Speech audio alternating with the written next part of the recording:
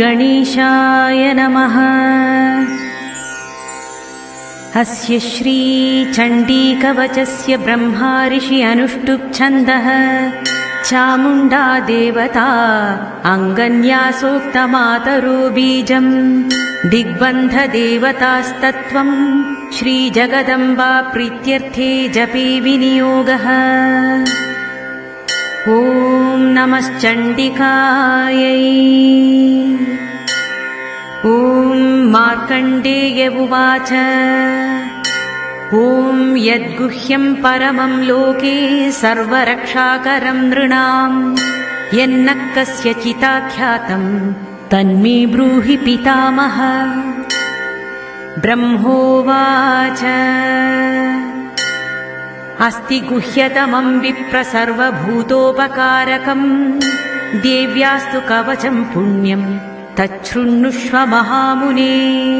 प्रथमं शैलपुत्रीति द्वितीयं ब्रह्मचारिणी तृतीयं चन्द्रघण्टेति कूष्माण्डेति चतुर्थकम् पञ्चमं स्कन्दमातेति षष्ठं कात्यायनीति च सप्तमं कालरात्रिश्च महागौरीति चाष्टमम् नवमं सिद्धिदात्री च नवदुर्गा प्रकीर्तिताः उक्तान्येतानि नामानि ब्रह्मणैव महात्मना।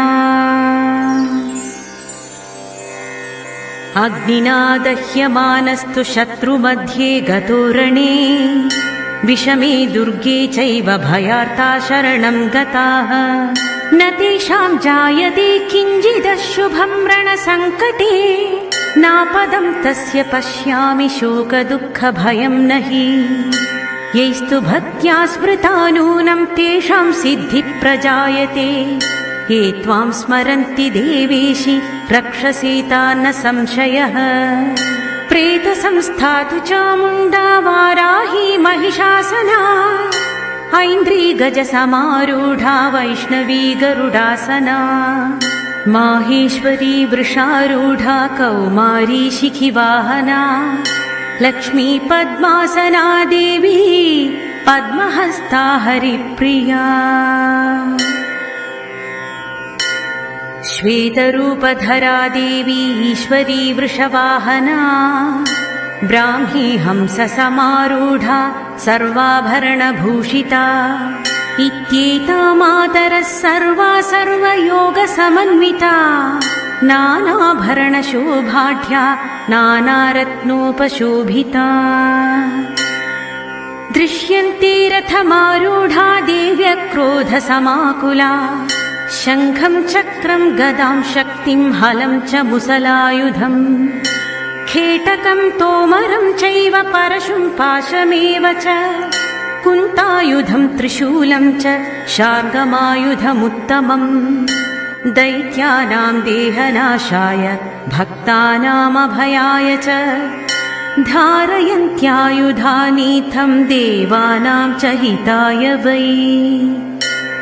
नमस्तेस्तु महारौद्रे महाघोरपराक्रमे महाबले महोत्साहे महाभयविनाशिनी त्राहि मां देवी दुष्प्रेक्षे शत्रूणां भयवर्धिनी प्राच्यां रक्षतु मामैन्द्री आग्नेयामग्निदेवता दक्षिणेव तु वाराहि नैऋत्यां खड्गधारिणी प्रतीच्यां वारुणी रक्षेद्वायव्यां मृगवाहिनी उदीच्यां रक्षकौबेरी ईशान्यां शूलधारिणी ऊर्ध्वं ब्रह्माणि मे रक्षेदधस्तात् वैष्णवी तथा एवं दश दिशो रक्षे चामुण्डा शववाहना जया मे अग्रतस्थातु विजयास्थातु पृष्ठतः अजिता वामपार्श्वे तु दक्षिणे चापराजिता शिखा मे द्योतिनी रक्षेदु मामूर्ध्नि व्यवस्थिता मालाधरी ललाटे च भ्रुवौ रक्षे